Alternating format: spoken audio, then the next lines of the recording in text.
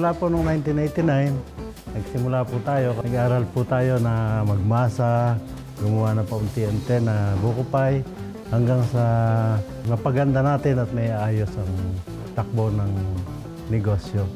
At yun nga pong buko pie, nagustuhan naman hindi nga lamang dito sa San Pablo, kundi sa ibang lugar na rin.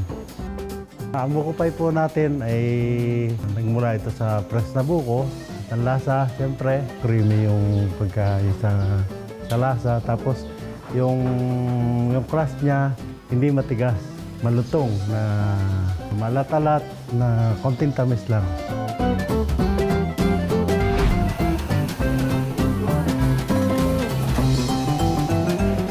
So dito sa Colette's Buko Pie, ang unang process kasi na ginagawa namin is sinuhugasan tsaka piniprepare namin yung fresh buko na dumadating.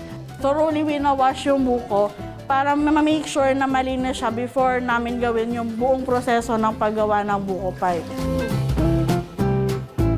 So habang dinidrain namin yung buko, ang gagawin naman namin is yung pie dough. Ang ingredients ng pie dough namin is flour, all-purpose flour, baking powder, salt, vegetable shortening, and water. Tapos, pagkatapos naman yan, titimbangin. Per pie plate, may timbang yan na sakto, tsaka iba pa yung panaklob niya o yung pie dough sa taas na pang-cover.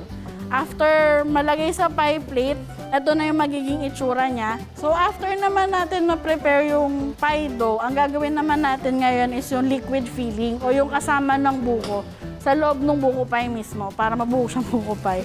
So dito naman po, ilalagay na natin yung buko. So after nito, ang gagawin naman natin is yung liquid filling naman na ginawa natin kanina, pinrepare natin kanina. Kailangan kasi siya nahalo para pantay yung lasa ng buko pie pag kinain nyo. Tapos, pagkatapos po ma-designan, lalagay na po natin siya sa oven, tapos i-bake po natin for 1 hour or 1 hour and 30 minutes.